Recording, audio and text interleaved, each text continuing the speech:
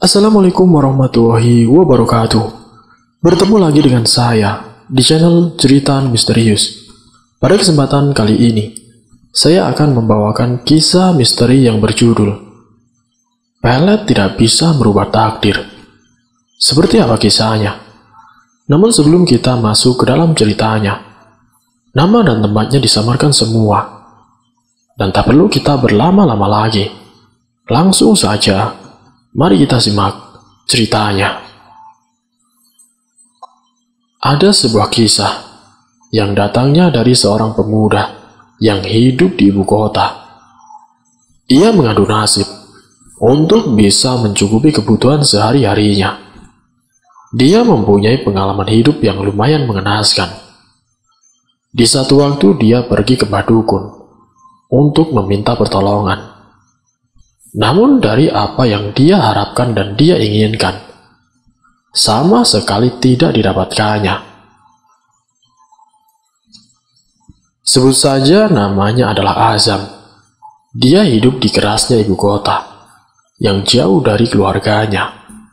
Azam ini bekerja di sebuah pabrik tekstil, yang gaji setiap bulannya lumayan besar, cukup untuk mencukupi kebutuhannya.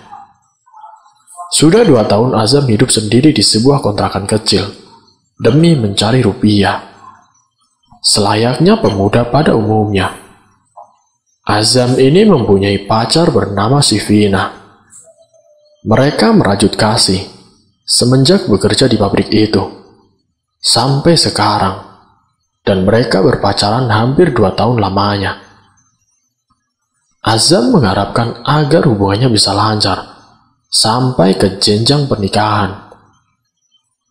2 tahun perjalanan cinta Azam dan Vina, lika-likunya dihadapi mereka, dan segala rintangan mereka terjang.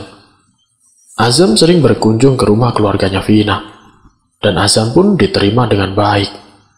Namun baiknya keluarga Vina tidak seperti yang diharapkan. Hasil dibalik kebaikan orang tuanya Vina sebenarnya hanya selayaknya seorang tamu atau teman dari anaknya yang tidak diinginkan kehadirannya.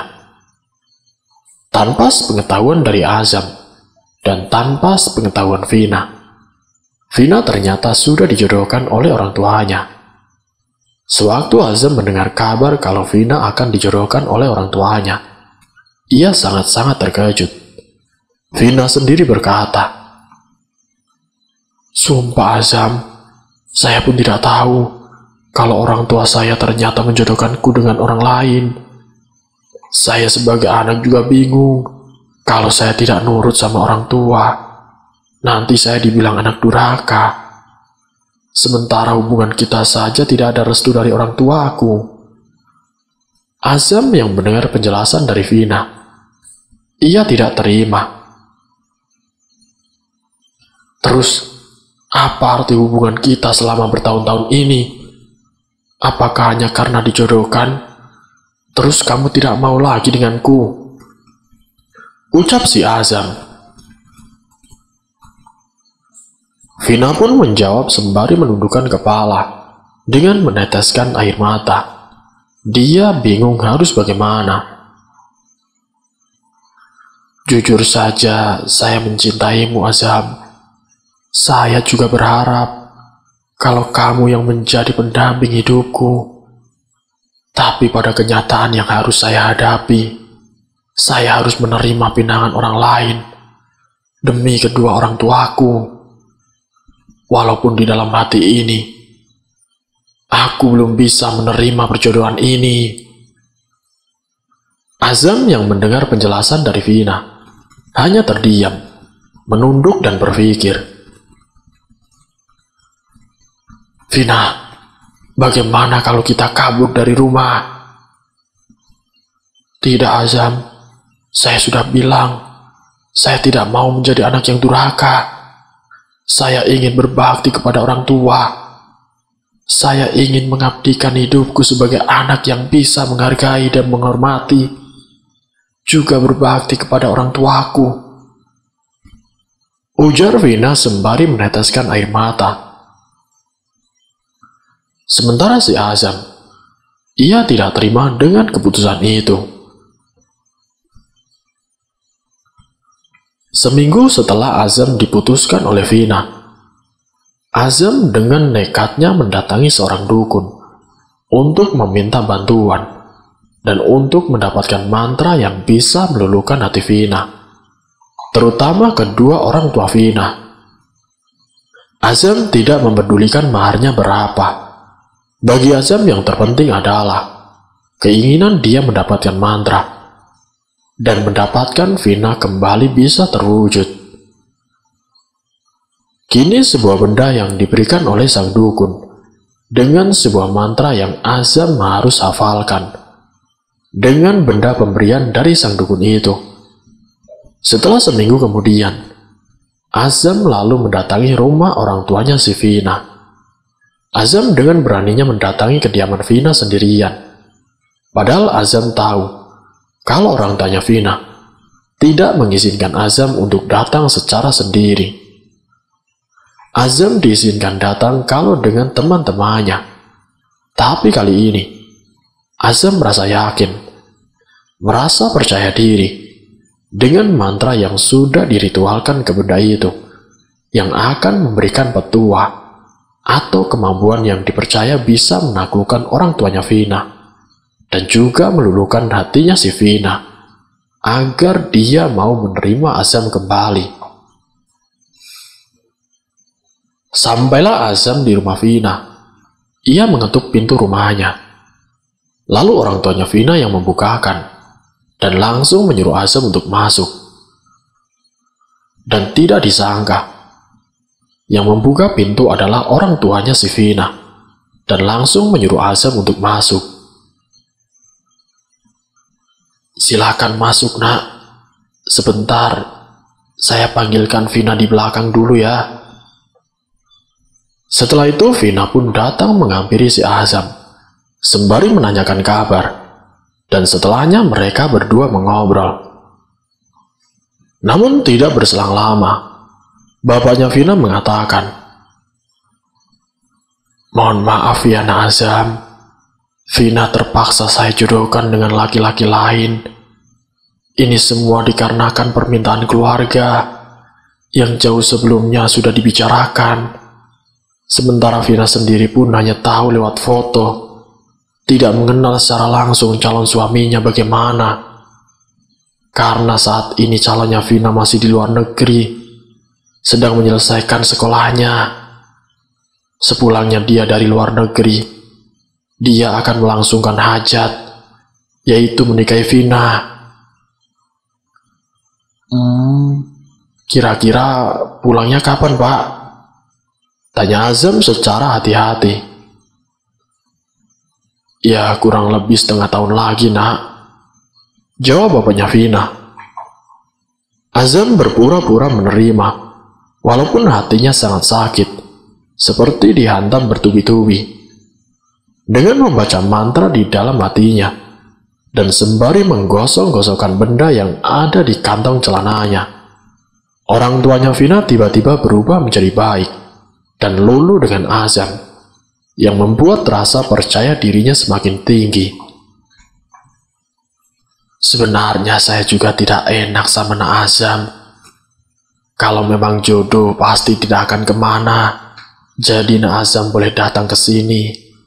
Tapi mohon maaf Nak, datanglah sebulan sekali, atau paling cepat 3 minggu. Jangan terlalu sering. Itu pun kalau tidak keberatan," ujar bapaknya Vina, sembari tersenyum. Azam merasakan kalau orang tuanya Vina sudah terkena mantranya, membuat hati Azam sedikit lega. "Mohon maaf Pak, bukannya saya ikut campur soal Vina sama calon suaminya. Tapi Vina juga sebenarnya mengharapkan hubungan pada saya lebih berlanjut Pak," kata si Azam dengan percaya diri. "Tapi kalau memang niatnya Bapak ingin menjodohkan Vina, itu terserah Bapak. Tapi apa Vina bisa menjalani hubungan dengan orang yang tidak dikenalnya? Bahkan bertemu saja belum. Apa Bapak tidak kasihan dan Bapak tidak khawatir akan kedepannya. Lanjut si Azam. Orang tua Vina terbengong sebentar, sembari mencerna perkataan si Azam. Vina pun memberikan masukan kepada orang tuanya sendiri, dan juga didengar oleh Azam. Benar kata Mas Azam, Pak. Kalau saya menikah dengan orang yang tidak saya kenal, apakah Bapak tega melihat saya harus menjalani hubungan keluarga tanpa mengenal satu dengan yang lain? Apakah Bapak tidak mengerti perasaan anak Bapak? Perkataan itu didengar oleh orang tuanya si Vina sendiri. Azam yang mendengar perkataan Vina, ia tersenyum tipis. Namun respon dari orang tua Vina di luar dugaannya. Kalau memang baiknya Vina sama kamu, Nak Azam, ya tergantung bagaimana nantinya. Saya juga belum tahu, tapi mohon maaf, kalau lamaran itu sudah terlanjur saya terima. Walaupun Vina tahu, tapi tidak secara terus terang. Vina tahu kalau dirinya akan dilamar oleh calon laki-lakinya. Namun Vina menerima kalau dirinya akan dijodohkan, karena dia ingin menghargai dan berbakti kepada orang tuanya. Walaupun secara perasaan, saya juga belum tahu bagaimana perasaan anak saya setelah nanti menikah dengan calon suaminya. Setelah obrolan itu, akhirnya Azam berpamitan kepada orang tua si Vina. Dia pergi meninggalkan kediaman Vina. Di dalam perjalanan, di dalam hati Azam berseri-seri, seakan-akan senang sekali, karena tujuan dan niat dia datang untuk menaklukkan hati dari orang tuanya si Vina, dan juga menaklukkan si Vina benar-benar terlaksana dengan baik, berkat mantra dari sang dukun. Sampailah Azam di rumah. Azam sendiri mengingat kalau sang dukun harus didatangi setiap kali benda itu digunakan, agar kesaktian tua benda yang dimantrai itu bisa memberikan efek lebih. 1 bulan setelah Azam mendatangi dukun yang kedua kalinya, dengan membawa mahar dengan jumlah yang lumayan besar, dengan rasa kecewanya dan juga sakit hatinya, ia mengatakan, "Aku tidak akan melepaskanmu begitu saja, Vina. Aku akan memperjuangkan kamu sampai benar-benar aku yakin kalau kamu bukan jodohku." Azam melakukan cara yang keji dengan memelet si Vina, tidak memikirkan apa yang akan terjadi ke depannya. Bagi Azam yang terpenting pelet itu bereaksi sesuai dengan apa yang diharapkannya. Azam kemudian menemui si Vina dan lalu menyampaikan, "Aku akan berusaha mendapatkanmu, Vina. Segala cara akan aku lakukan. Aku tidak rela kamu bersanding dengan orang lain." Vina pun menjawab sedemikian baiknya, "Kalau keinginan kamu seperti itu, perjuangkanlah aku. Kalau kamu benar-benar mencintaiku dan mengharapkanku hidup denganmu, akan kulihat perjuanganmu sampai mana." Jadi hubungan Azam dengan Vina, di balik Vina yang dijodohkan oleh orang tuanya, Vina sebenarnya juga mengharapkan kalau Azam sebagai pendamping hidupnya. Tapi pada kenyataan yang dihadapi oleh Vina, Vina harus menuruti keinginan orang tuanya dan harus menerima lamaran dari orang lain. Semenjak saat itu Vina dan Azam berkomunikasi sangat terbatas. Setiap kali Azam datang ke rumah Vina, orang tuanya selalu menyuruh dan juga membatasi agar Azam tidak terlalu lama di rumah Vina.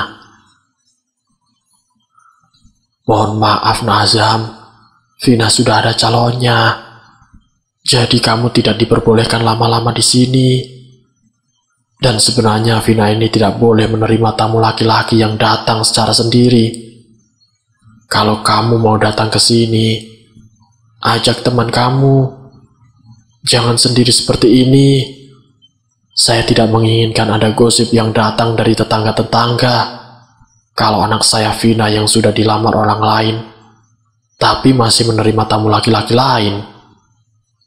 Ujar orang tuanya si Vina. Semenjak saat itu Azam sudah tidak lagi mendatangi rumah Vina. Keadaan Azam yang sakit hati, putus asa. Keadaan Azam yang benar-benar tidak terkontrol. Dia ingat benar dengan kata-kata yang disampaikan oleh orang tuanya si Vina. Azam sangat tidak terima. Lihat saja. Aku akan gunakan mantraku yang sangat ampuh agar orang tuanya Vina dan Vina sendiri benar-benar luluh padaku. Semenjak saat itu, Azam meminta bantuan kepada dukun dengan maksud tujuan agar orang tuanya si Vina bisa takluk terhadapnya, dan juga agar Vina mau mengikuti apa yang diinginkan oleh Azam. Tapi keinginan Azam yang meminta bantuan kepada dukun dengan syarat yang harus dibebankan kepada Azam sangat besar. Azam harus mengeluarkan biaya 5 kali lipat dari mahar yang sebelumnya. Iya, inilah yang namanya dukun. Mengambil kesempatan di dalam kesempitan. Waktu itu Azam tidak berpikir panjang. Hatinya yang sudah dibutakan oleh cinta. Azam dengan gampangnya mengiyakan apa syarat yang diberikan oleh sang dukun. Asalkan tujuan dan maksudnya tercapai. Azam mengeluarkan uang yang begitu banyak untuk memelet si Vina. Azam diberikan beberapa alat yang harus dibawa saat Azam datang ke rumah si Vina, dengan tujuan menggagalkan pernikahan Vina dan menaklukkan hati orang tuanya si Vina. Dan hal ini pun terwujud. Semua gaji Azam selama 1 bulan, sebagian besar digunakan untuk mahar ke dukun yang harus datang setiap bulannya. Jadi hampir selama 5 bulan, Azam datang ke dukun dengan gajinya yang diserahkan sebagian besar ke dukun. Dia merasakan dampak dari uang yang diberikan kepada dukun. Kini Azam terlilit banyak hutang di warung-warung terdekat untuk bisa mencukupi kebutuhannya, karena memang hidupnya masih mengontrak, tidak dengan orang tuanya. Setelah 5 kali Azam datang ke dukun dengan hidup yang seadanya, hal-hal yang tidak disangka-sangka oleh Azam terjadi. Kini undangan tertera dengan jelas nama Vina dan calon suaminya. Maaf Azam, saya kemari mau ngasih ini. Ini undangan pernikahan Vina. Nanti Azam jangan lupa datang ya. Ucap orang tuanya si Vina dengan raut wajah bahagia tanpa memikirkan perasaan si Azam. Azam sangat terpukul. Iya Pak, insya Allah saya akan datang. Dengan senyum palsunya, Azam mengucapkan kalimat itu. Dia sama sekali tidak menyangka perempuan yang sangat dicintainya akan menikah dengan laki-laki pilihan orang tuanya. Perjuangan Azam membalat Vina selama 5 bulan, yang di setiap bulannya Azam datang ke dukun untuk melakukan ritual, tapi hasilnya tidak sesuai dengan apa yang diharapkan. Usaha Azam selama ini sama sekali tidak ada gunanya. Azam murka terhadap perilaku orang tuanya si Vina, karena dia hanya berpura-pura menerimanya. Apakah pengaruh dari mantra itu tidak sampai kepada keluarga mereka? Singkat ceritanya, acara pernikahan sebentar lagi akan digelar. Azam meminta bantuan kepada dukun. Dia mengatakan, pokoknya saya tidak mau tahu. Undangan ini sudah ada di tangan saya. Mereka akan melangsungkan pernikahan seminggu lagi. Saya minta tolong sama Mbak Dukun, bantu saya agar pernikahan itu gagal. dan tidak akan pernah terjadi, Mbah. Mbah Dukun yang mendengarkan apa yang diinginkan oleh Azam, ia pun menjawab, "Tenang, saya akan menyanggupi keinginanmu. Tapi ada mahar yang jauh lebih besar," ucap sang dukun. "Berapapun itu, saya akan menyanggupinya, Mbah. Asal keinginan saya terkabul." Mahar yang jauh lebih besar dan sangat memberatkan si Azam. Dalam tempo waktu 7 hari, Azam harus menyerahkan mahar yang jumlahnya 10 kali lipat dari gajinya sendiri. Dia tidak tahu harus mencari uang itu kemana. Yang dia punya hanya satu motor yang digunakan untuk bolak-balik bekerja. Namun karena keinginan Azam yang menggebu-gebu, hati dan pikiran yang sudah sangat kacau, tanpa pikir panjang, motor itu pun dijual dengan harga yang tidak sesuai. Yang seharusnya sampai laku 20 juta, motor dijual hanya 15 juta.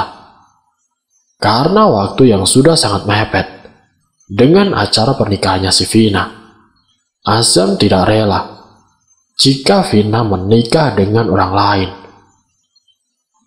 Kini setelah dia menjual motornya, esok harinya dengan membawa uang yang diinginkan sang dukun, uang itu pun diserahkan kepada sang dukun. Sang dukun dengan senang hati menerimanya. "Tenang, kamu jangan khawatir, karena kamu akan mendapatkan apa yang kamu harapkan. Selama 3 hari, mungkin paling lambat 6 hari, kamu akan mendapatkan Vina seutuhnya. Kamu akan mendapatkan apa yang kamu inginkan, dan pernikahan itu tidak akan terjadi. Percayakan semuanya itu pada Mbah Dukun." Hahaha, kata sang dukun itu, menyampaikan pada Azam. Azam yang sudah cinta buta dengan Vina, segala cara akan dilakukan demi mendapatkan pujaan hatinya.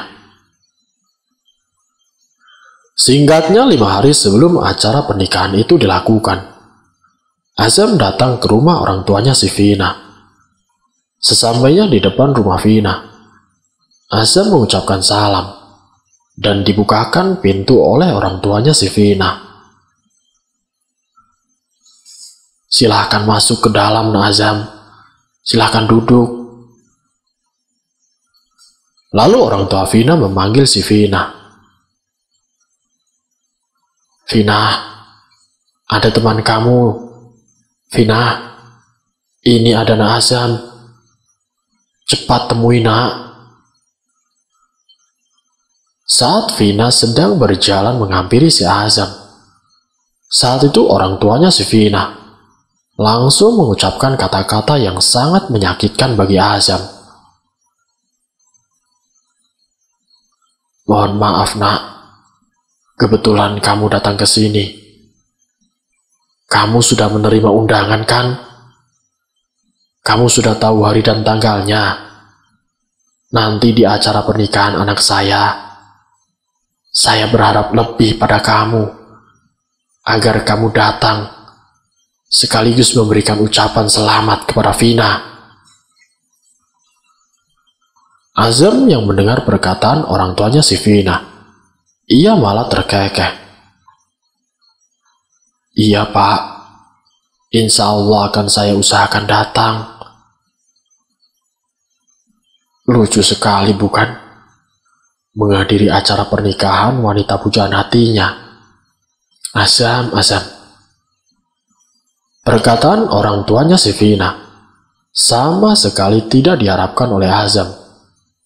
Vina yang mendengar obrolan itu kemudian menambahinya sembari memohon-mohon. "Mas Azam, saya mohon dengan sangat. Hubungan kita sudah tidak bisa dilanjutkan. Dan inilah kenyataannya. Kalau saya harus bersanding dengan pria yang lain. Pria yang dipilihkan oleh bapak saya. Saya berharap dengan sangat terhadap Mas Azam. Mas Azam datang di acara pernikahanku ya. Doakan aku, agar aku dengan calon suamiku bisa menjadi keluarga yang sakinah, mawadah, dan juga warohmah. Ucap si Vina memohon. Bagaikan puluhan duri menusuk hatinya. Sungguh sakit sekali. Raut wajah kecewa tidak bisa ditutupi lagi. Azam menunduk, meneteskan air matanya, merasakan kecewa. Tapi mau bagaimana lagi? Takdir cintanya harus begini. Vina pun terdiam memandang raut wajah Azam yang sangat begitu kecewa. Dia tidak tahu harus bagaimana menyikapi keadaan yang seperti ini.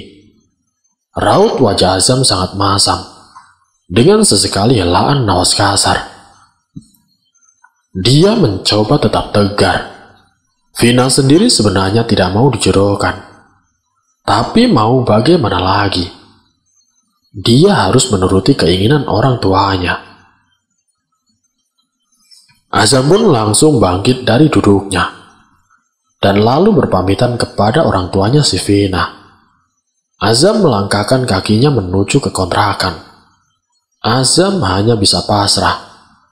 Perasaannya campur aduk, hingga air matanya berlinang. Kini Azam sudah berada di dalam kontrakannya.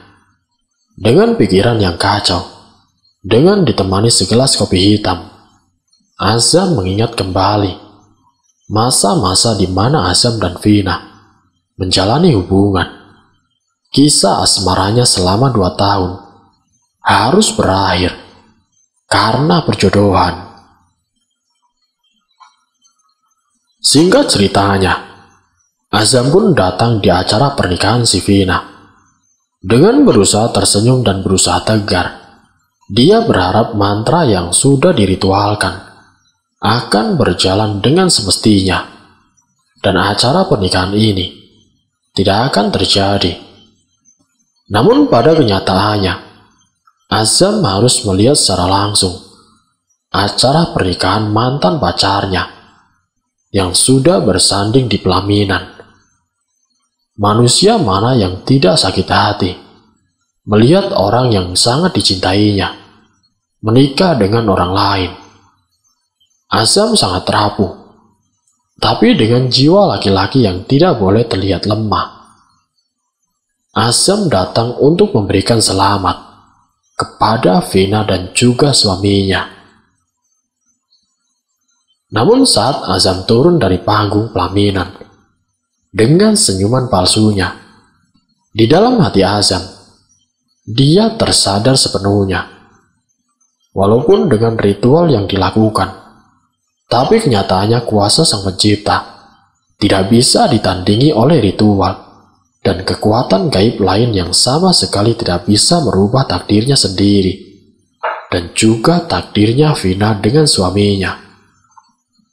Mulai saat itulah Azam akhirnya mengikhlaskan si Vina bersanding dengan laki-laki yang sudah jodohnya. Untuk kalian semua, jangan sekali-kali melakukan bantuan lewat perdukunan, karena yang terbaik untuk melakukan dan meminta pertolongan yaitu kepada Sang Maha Pencipta, Sang Maha Penolong, Sang Maha Kuasa, yaitu Allah Subhanahu wa Ta'ala. Semoga kisah ini menjadi pembelajaran untuk kita semua. Wassalamualaikum warahmatullahi wabarakatuh.